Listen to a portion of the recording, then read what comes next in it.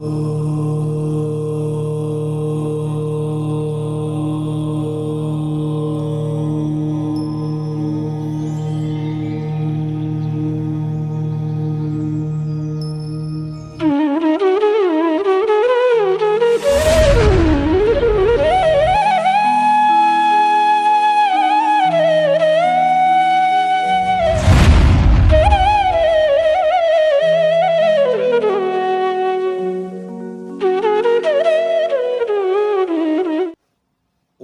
ह्रीं अरहम ळमोजिनाणम।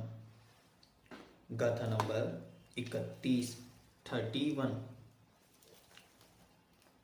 द्रव्य और भाव दोनों प्रकार के प्राणों की उत्पत्ति की सामग्री बताते हैं।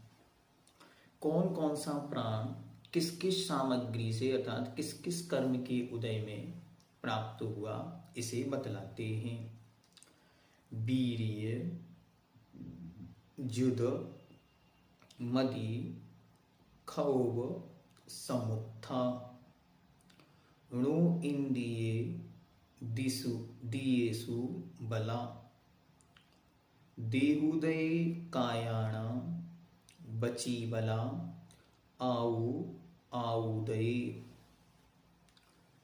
वीर्य, जुद, मदी, क्षोभ, समुत्था। णो इंद्रिये दियेषु बला। देहुदये कायाणां बची बला। आउदये।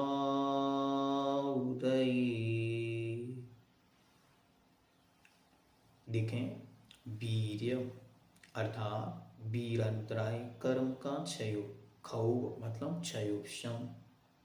जुद अर्थात युक्त, उससे युक्त। मदी मति ज्ञानावरण कर्म का क्षयोपशम। खौ समुत्था मतलब इनकी योग में क्या होता है। णु इंद्रिये सुबला अर्थात इंद्रिय और नौ इंद्रिय अर्थात मन बल और इंद्रिय अर्थात पांचों इंद्रियां होती हैं।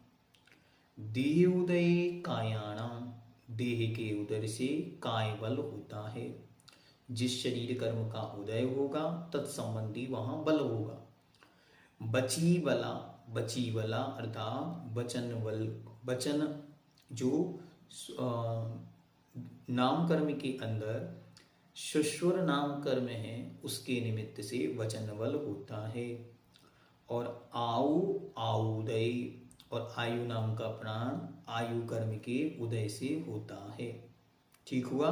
गाथा अर्थ देखते। मनोबल प्राण और इंद्रिय प्राण वीरांतराय कर्म और मति ज्ञानावरण कर्म के क्षयोपशम रूप अंतरंग कारण से उत्पन्न होते हैं। शरीर नाम कर्म के उदय से कायबल प्राण होता है। स्वाक्षोच्छ्वास और शरीर नाम कर्म के उदय से प्राण स्वाक्षोच्छ्वास उत्पन्न होते हैं। नाम कर्म के अंदर एक स्वाक्षोच्छ्वास नाम का कर्म भी होता है। ठीक है, तो शरीर के आश्रित वह भी होता है। फिर स्वर नाम कर्म के उदय से साथ शरीर नाम कर्म का उदय होने पर वचन बल प्राण होता है। आयु कर्म के उदय से आयु प्राण होता है। विशेष देखते हैं। वीरांतराय और अपने अपने योग्य से तात्पर्य क्या। जिसकी जितनी इंद्रियां उतनी उतनी योग्यता। मानो इस पर एक इंद्रिय जीव है तो स्पर्शन ही उसकी इंद्रिय है तो स्पर्शन संबंधी मति ज्ञान का क्षयोपशम है। ठीक है। अपने अपने योग्य मति ज्ञानावरण कर्म के क्षयोपशम से उत्पन्न होने वाले मनोबल और इंद्रिय प्राण निज और पर पदार्थ को ग्रहण करने में समर्थ लब्धि नामक भाव इंद्रिय रूप होते हैं। ध्यान से, ये क्षयोपशम रूप हैं।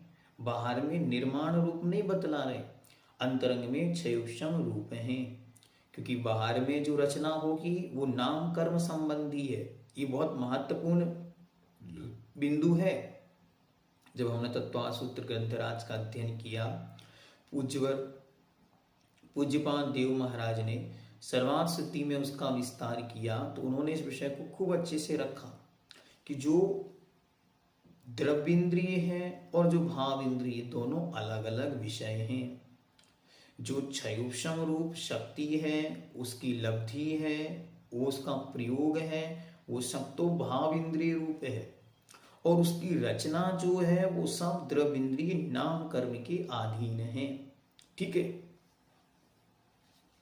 इसी प्रकार अपने अपने पूर्वोक्त कारण से उत्पन्न होने वाले कायवल आदिक प्राणों में शरीर की चेष्टा उत्पन्न करने की सामर्थ्य रूप कायबल प्राण है। स्वापचुक श्वास की प्रवृत्ति में कारणभूत शक्ति रूप स्वापचुक श्वास प्राण है। वचन व्यापार को कारणभूत शक्ति रूप से बचो बल प्राण तथा नरकादिक भाव धारण करने की शक्ति रूप से आयु प्राण है। जो चारों गतियां हैं वैसी ही चार आयु हैं, ध्यान में रखना। ठीक है। हाँ, कभी भी विषय को मिक्स नहीं करना, दोनों विषय एकदम स्पष्ट होने चाहिए कि चार गतियां अलग हैं, वे नाम कर्म का विषय हैं, और चार आयु ये अलग हैं, एक अपने आप में स्वतंत्र काल स्वतंत्र व्यवस्था को लिए हुए हैं। ठीक है। दोनों में बहुत बड़ा डिफरेंस है। तो जैसी जैसी आयु उदय में आएगी उसी आयु के अनुसार उस जीव के आयु प्राण होगा। ठीक है। तो इस प्रकार किस कर्म के उदय से कौन सा प्राण होता है, इसे आचार्य ने गाथा नंबर 131 में हमारे सामने रखा। ठीक हुआ। जैनम जयतु शासनम।